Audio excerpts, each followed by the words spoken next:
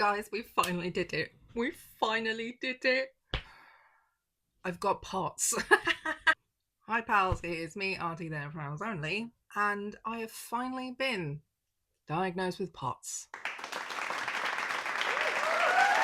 Hello, can the local cardiology department hear me? You were wrong, bitch. So there we go. Come back next week. I'm kidding. I'm obviously going to talk to you about it. So yes, basically, after well over a year since the referral to a specialist cardiologist was made, I finally got to meet him. I finally got to meet him in person, and he was like, yeah, bitch, you got it. I saw the specialist based at King's College London Hospital. Fucking hell, these hospitals have such long names. That was Dr. Nick Gall, and yeah, he confirmed POTS. Basically, I had this appointment early October. I had to go in for a quick ECG beforehand, then also a quick blood pressure reading. And you know, the irony was I was reading this article about dysautonomia and POTS at King's College and the connection with long COVID. So it's ironic that they understand the two are connected, and alas, nobody wears a mask. Are we surprised, really? Because King's College also started charging for patients to use their wheelchairs, which is, again, something a lot of people with POTS need. So, just a lot of wows all over the place. I'm not going to lie, I had a bit of a weird experience with Dr. Gall. Like most of the appointment, he was very nice, polite, chill. But there were like a few moments where he was like pretty rude. Like pretty rude. And I'll get into that. I gave him a pass because he believed me, was very clearly well educated in POTS and comorbid conditions, and also did a bunch of other extra things like referrals and stuff, which saves me a bunch of fucking problems. So yeah, you know, you win some, you lose some. And also, I mean, if you go and watch my last video talking about anything to do with cardiology, the local cardiologist, the registrar cardiologist at my local hospital that I had to deal with was an actual asshole. Genuinely one of the worst doctors I've ever had to experience interacting with. At this point, it's hard to throw me. So anybody who goes to see this doctor, prepare for some, like weird spiky moments with him. One of the main moments that I thought was weird and kind of rude, I didn't really understand, was when I mentioned I was under the specialist Takayasu's team at Hammersmith. When I mentioned to them that I was waiting for this appointment with him, they were like, oh wow, yeah, we have loads of, like, we've got quite a few Takayasu's patients here who also are under his care, and we think he's great. The reverse was not the case, where like he just kind of kept going on about how I won't get the same one-on-one treatment as the Takayasu's clinic, as they don't have loads of students lining up like round the block trying to be part of the department. Plus they see a lot more patients for POTS than Takayasu's do for Takayasu's. Although that could be quite heavily debatable, because yes, the POTS team, there's more people who have POTS than people who have Takayasu's, but there's not as many specialists either for Takayasu's globally. So a lot of Takayasu's patients see the same like handful of specialist doctors wherever they are in the world. So I don't know, definitely a debatable thing, but this is what he was saying, that, you know, they have so many people with POTS or are needing intervention or tests to be done because POTS is much more common. But yeah, this kind of came up twice. And I fear he has deeply misunderstood what the experience of the Takayasu's clinic / service is like in Imperial. So, you know, I really don't get much care from them.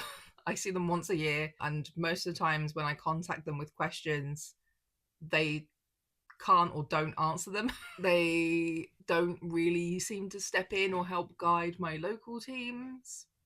when it comes to treating me either. B, like I said, I see them once a year and they mostly just decide what scans they want doing for the most part, if any, and C, if they have any special programs for Takayasu's patients. Like, yeah, they are a research hub, but like, I don't have access to any of that. There's no easy or direct way of getting special or specialized treatment on that service. So like I just thought his reaction was kind of weird in the fact that he brought it up twice. And he said it was apparently meant to be aimed at the local cardio team who referred me to King's College, that they expect a certain kind of treatment from a specialist service. But either way, it was a bit weird. It was just a strange thing to say once, let alone twice. But yeah, basically he did a history, covered all conditions lightly, but was mainly asking about POTS symptom history, as well as comorbid conditions like gastro issues, EDS and hypermobility, migraines, MCAS and allergies, things like that. So, you know, if you're new here, I've got something going on with all of those things. You know, I've got something going on with everything. We're just still in progress of trying to work out what the fuck is what. So this is just one of the things that's finally been ticked off, and it's like, congratulations, you've got fucking POTS. We all knew, but now we can finally confirm it after many years. He asked me why now? Like, why was I seeking diagnosis and treatment for POTS now when I said that I've been experiencing symptoms on and off and varying degrees of severity since I was in my mid-teens. And like mainly initially, I said, you know, that there were other conditions that were kind of taking the front seat. They were taking precedent of my life, i.e. Crohn's disease and Takayasu's, because if I didn't sort those out, they'd probably fucking kill me. So that was sort of the main thing. But also because of my Takayasu's diagnosis, I have been on steroids for a long time, but also for a lot of the early 2 to 3-ish years, I was on quite a high dose of steroids. And I said to him that I found that my symptoms of POTS weren't as bad when I was on higher doses of steroids. And now that I'm on a low dose, it does seem to be sort of reoccurring and worsening again, as it did pre steroids. Yeah, like, this is quite funny because, you know, he was kind of like nodding along, accepting what I was saying, and as if it felt, you know, quite common or quite predictable that I felt better on steroids. I know I know that some people with POTS are or can be treated with steroids. They usually are treated with different kinds, but still steroids. And I just, again, it's another one of the points that will come up through this video of my local team having no fucking idea what they're talking about when it came to POTS. Because when I mentioned the same thing, the registrar thought that because I experienced improvement of symptoms on higher dose steroids, that I didn't actually have POTS. I had something that was causing it. I can't remember exactly what he said, but there was an insinuation that I didn't actually have POTS. I had some, like, I'd done something that was worsening, causing the symptoms.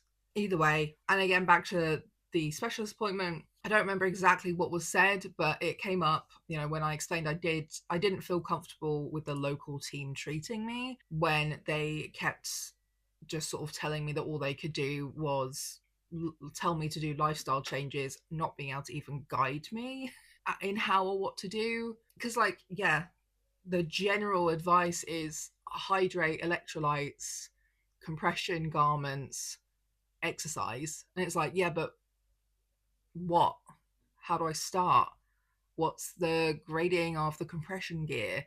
What's too many electrolytes? What's too much water? Am I hydrated even as it is? What compression garments should I be using and buying? You know, like, they just couldn't give me any of that. But so yeah, they were like just telling me to do them, or that they would only be able to prescribe like maybe some of the medications that were on option available. And yeah, the two medications they'd mentioned were ones with possible side effects of raising my blood pressure, and my blood pressure since being on steroids has never really gone back down to what it used to be, and now does kind of like, it's still okay. Like, nobody seems particularly worried about it at the moment, but it is on the higher end of like the normal section. And yeah, I'm already on propranolol as well.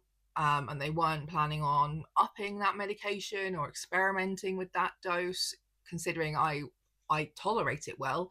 That's one of the other things I did read about a lot online a long time ago, is that some people don't tend to go for propranolol right away because it doesn't necessarily, it's not one of the most tolerated medications, apparently, even though Dr. Gall said that's kind of their main go-to first medication they use for a lot of people. You know, I also said like mainly I didn't trust the local team as well because my health in general is so complex. I didn't really feel comfortable with a generic cardio dishing me drugs and generic advice, when they clearly don't understand POTS themselves, but also admitted to not having the expertise or support for POTS anyway. And that's when, yeah, again, you can see like the full details of all of that in my last video about this, but that's when I was asking to be referred to a specialist so that they could actually be able to give me more specific, more clear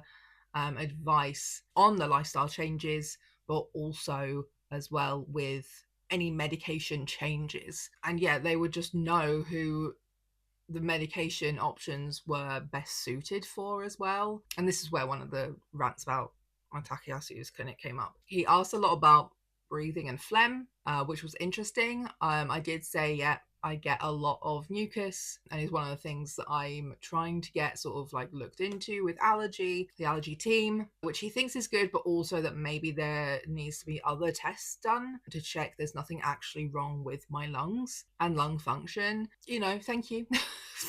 Thank you for noticing that, because that is something that I have had an issue with literally my entire life. It's something that I find really embarrassing because it's gross, it's disgusting, but also if you're not hacking it up, I find it's really hard to breathe, really hard to swallow, and like it was really difficult with when I was singing. Maybe we're finally getting somewhere with all that shit. He also agreed that I was definitely potsy, and he specifically referenced the tilt table tests I had.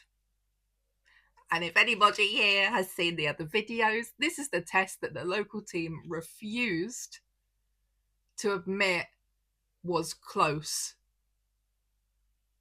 to qualify me as POTS. I was 2 points off of the like minimum threshold, and the guidelines on POTS charity website say if you're close, you need to redo the fucking test. And they were never going to do that. They just kept telling me that it said that I didn't have POTS, when again the specialist is saying no, this is definitely a POTSy result. He also said that my propranolol that I'm on wasn't a long-acting one, as it didn't exist on the dose that I'm on, which is 40 milligrams. The way he said it was a bit rude. I'm not gonna lie, that was one of the funny moments where I was like, but also after the appointment, I now realise that maybe the mental health team were fucking lying to me, because that's not the first time, my love. So yeah, I think the mental health team member who prescribed it just straight up lied to my face, because I do remember having this conversation and asking specifically, is it a long acting one? Because again, because I know and I read.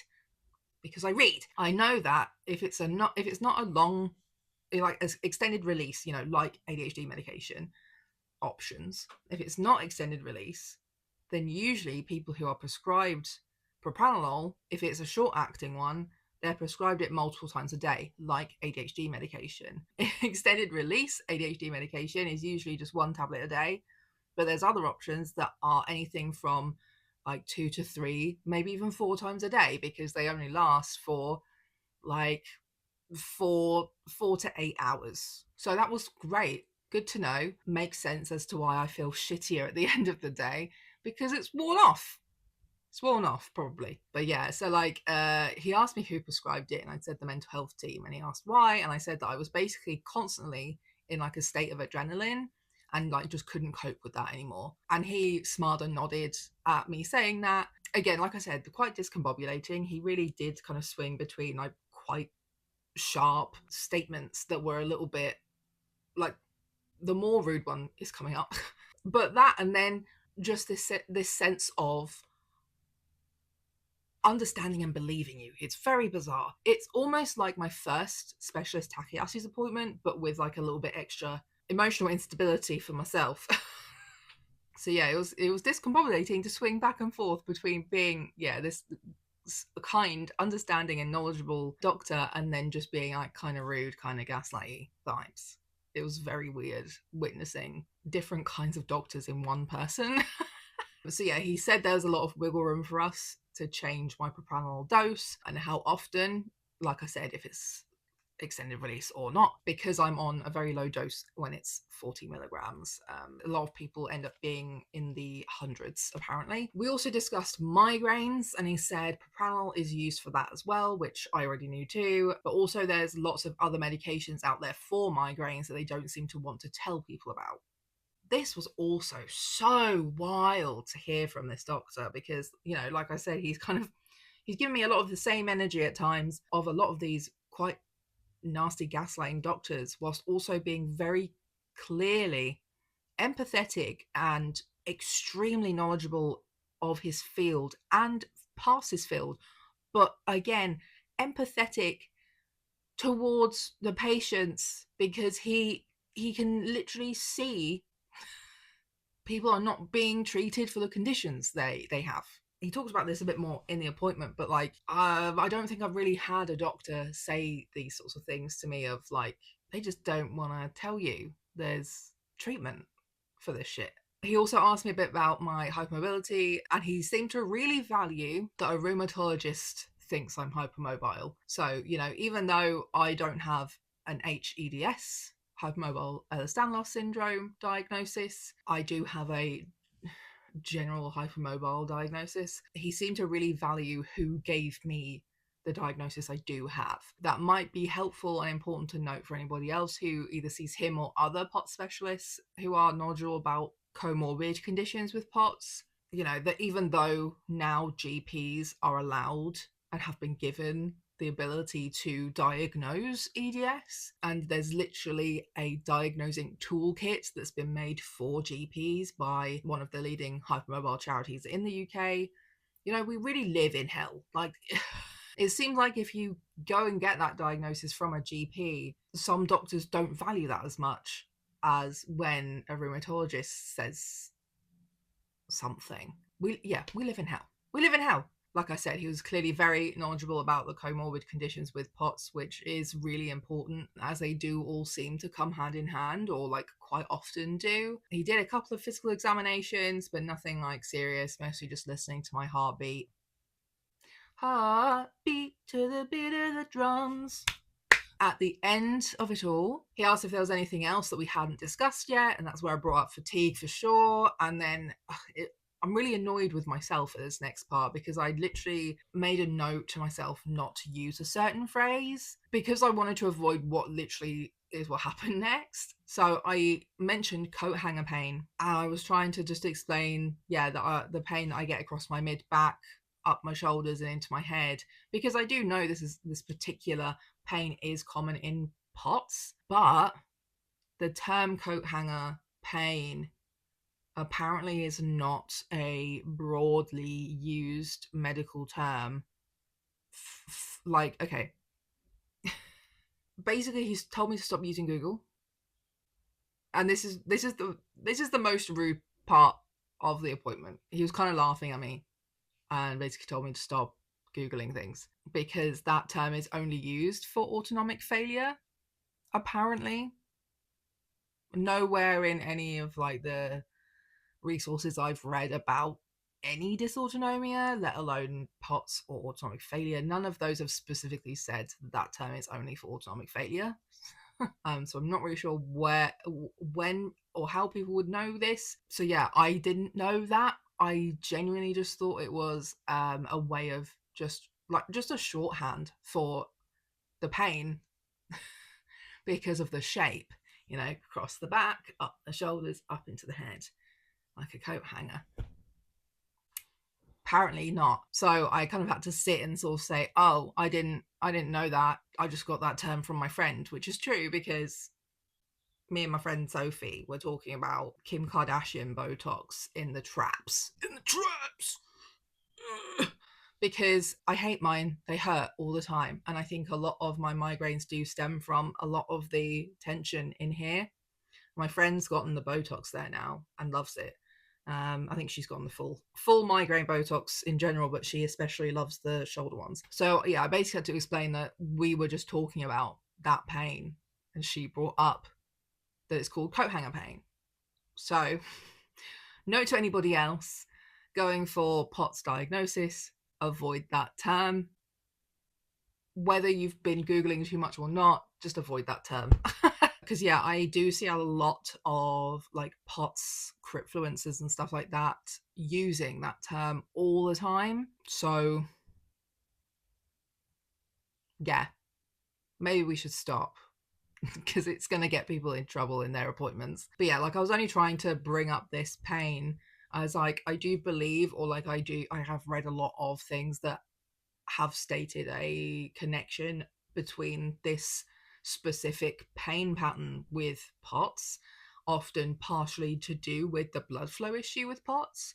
And same with like some of my migraines, which some of them can be postural, where they seem to get worse through the day because I've been upright for so long. Again, yeah, blood flow issues are possibly a cause for some of those pains in POTS patients. I also then brought up at the end compression gear because like I've never been I've never been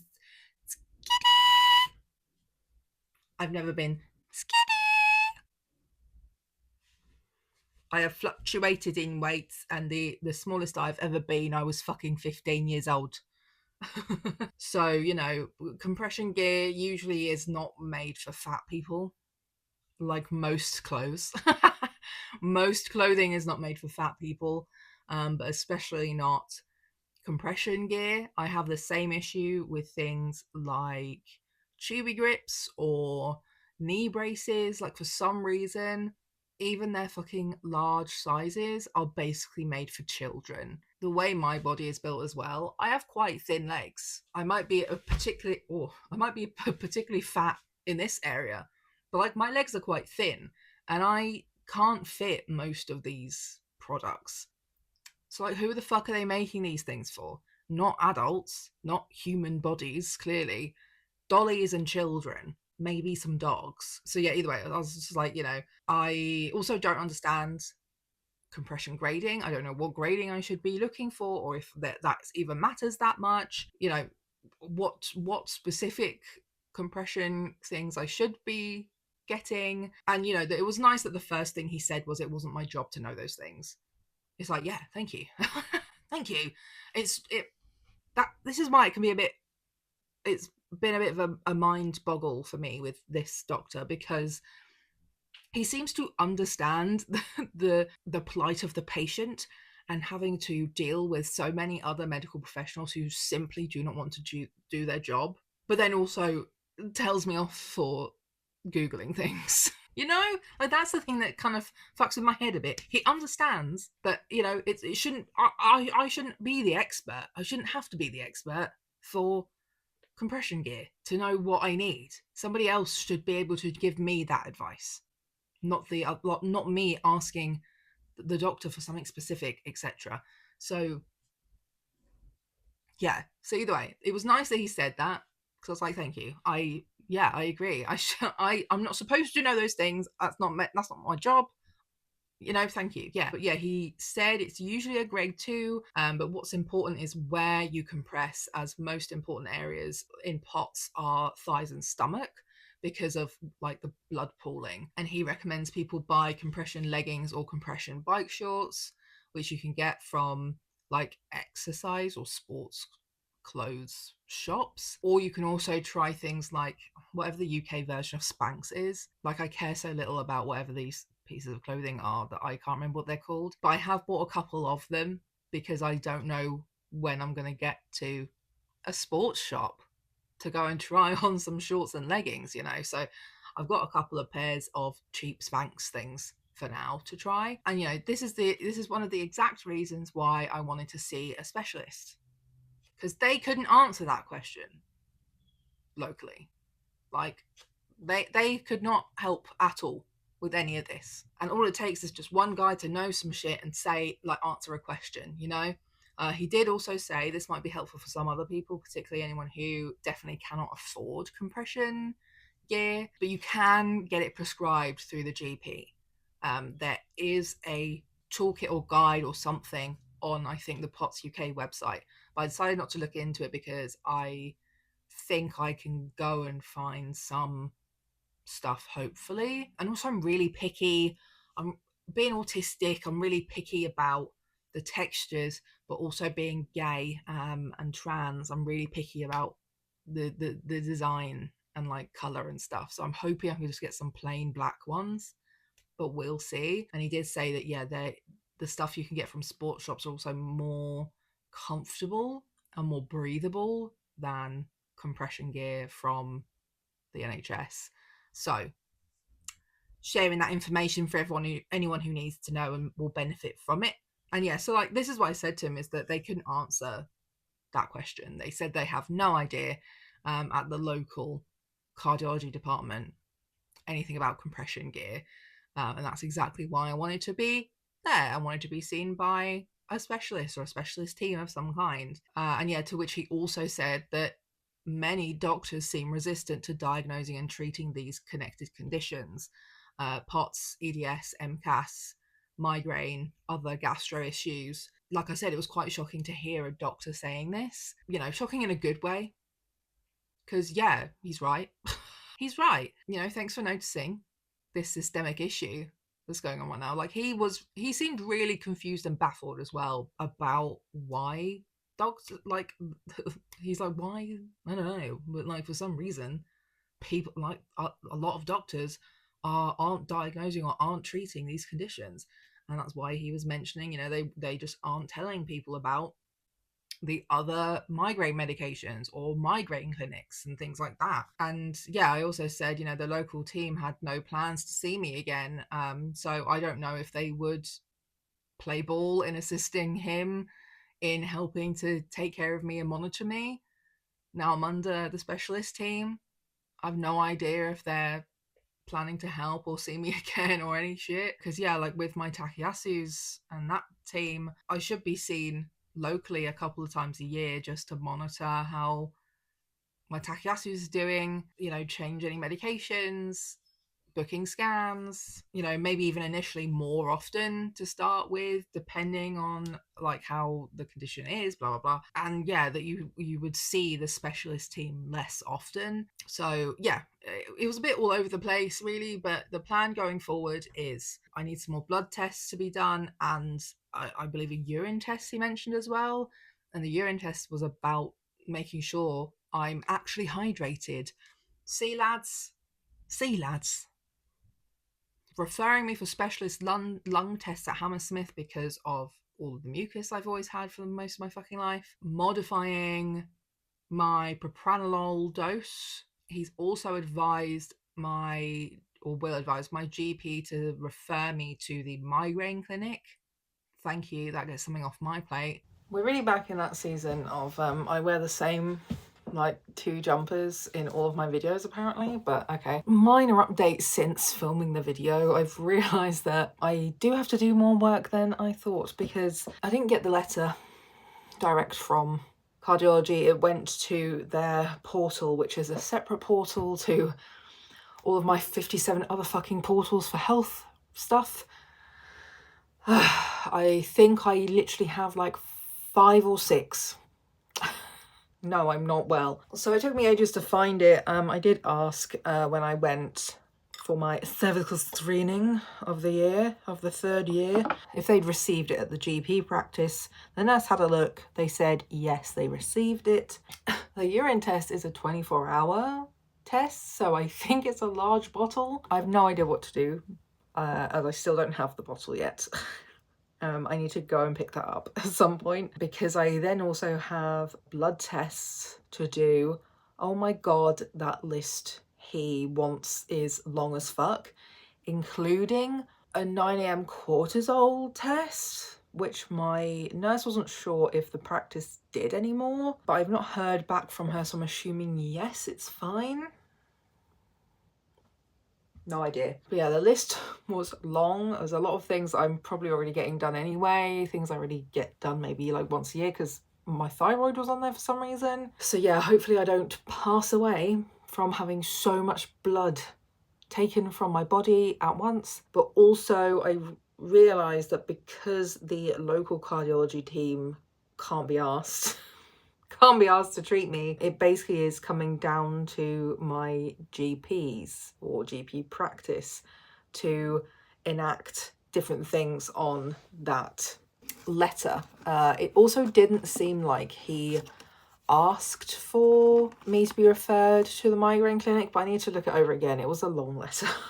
It was a long letter. So I have had to basically book an appointment with my GP with the main purpose of running through what that letter says, because if I hadn't asked the nurse about that letter, they would not have ordered the urine pot for ages. I would not have had the blood tests set up and done either, and yeah, I wouldn't have things like my propranolol being changed and probably that referral for the migraine clinic. So amazing at the moment, especially seeing as continuity of care has kind of just disappeared. I mean, I know a lot of people have been experiencing that anyway for a while. However, I have only just started experiencing that issue in the last 2 years when my GP practice merged with another one and my main GP moved to the further away location. It takes like 40 minutes to get there. Like, why the fuck? When 2 of the other locations are 5 minutes away from me and 15, why would I travel 40 minutes, you know, there and then another 40 back? So, and also when I'm there, the staff are really hostile because this isn't my practice. And it's like, it is though, you guys combined. So it is my fucking practice. Shut the fuck up. That's kind of where things actually are. And I don't have my blood test for another few weeks. I was thinking of using one of my PA hours to drive and go pick up this urine pot. So I think that's what I'll be doing this Thursday. Woo! And then yeah, like I said, I need to go and try and find somewhere that has compression shorts and leggings that I can try on, because God, I'm not going to find anything online really. I know it's going to fit. So that's basically my update around cardiology and POTS. So yeah, it's just it's funny. It was in a lot of ways a lot less work than speaking to most other doctors about POTS, because everything really to do with the POTS was just like accepted, and he was like, yeah, like it was super normal. And I really do feel like that my POTS is relatively mild. I don't think my POTS often gets in the way of my life or functioning, and it's a bit unpredictable. So does that make it more or less mild? I don't know. But yeah, I've had quite a few episodes this year, considering I've not really had to think about that for a long time. My main triggers are around being upright for too long, getting too hot, and that sort of sets off the full body meltdown of POTS. Because I think the last episode I had that I can remember at the moment anyway, I came home from a weekend away in the summer and we had all of our windows and doors shut, so the air inside our house was quite still, stale and hot, humid. But I hadn't really thought about it or considered it yet. I needed to do my injection, so I went and got all that ready and was literally mid injecting myself, and I was like, oh, I feel weird. And my vision started going funny, and then I started to feel like the flush of heat. And I was like, oh no, I know what this is. But I was mid injecting myself, so I was trying to finish the injection and stick a plaster on myself before practically throwing myself out the back door. It was raining outside too, so I threw the door open and was like hanging out of the door because I couldn't really hold myself upright. My mum hadn't even fucking noticed anything was happening to me, which is really helpful. And I eventually ended up on my knees, hands and knees, with my head outside the door, being rained on. And then my mum brought me some water, and I just had to like wait it out. But yeah, like I've had more episodes like that this year. And yeah, I have been on a lower dose of steroids for a while now. I'm still trying to taper off slash down. We're on 3.25 at the moment. So yeah, yeah. Uh, just glad to have it confirmed and then have all of these other things planned for my treatment for that, but also my treatment for other things. Because yeah, a lot of the times as well, when doctors tell me to go to my GP to ask for a referral to XYZ, I've now started saying, hey, can you just add that to your letter to them? Because again, doctors believe doctors more than they believe patients. I'm pretty sure I had to do that with cardiology, and then they were so out of the loop that they asked the GP to do the referral when actually they should have done the referral. The consultants need to refer you to specialists a lot of the time. A lot of the specialists for POTS only accept people within the area as well.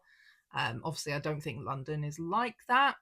I think you can be referred there from anywhere, but other specialists around the country, a lot of them say that you need to be from within the area, which is a bit of a pain if there's not other options nearby. But yeah, so like that's the thing. We're done now.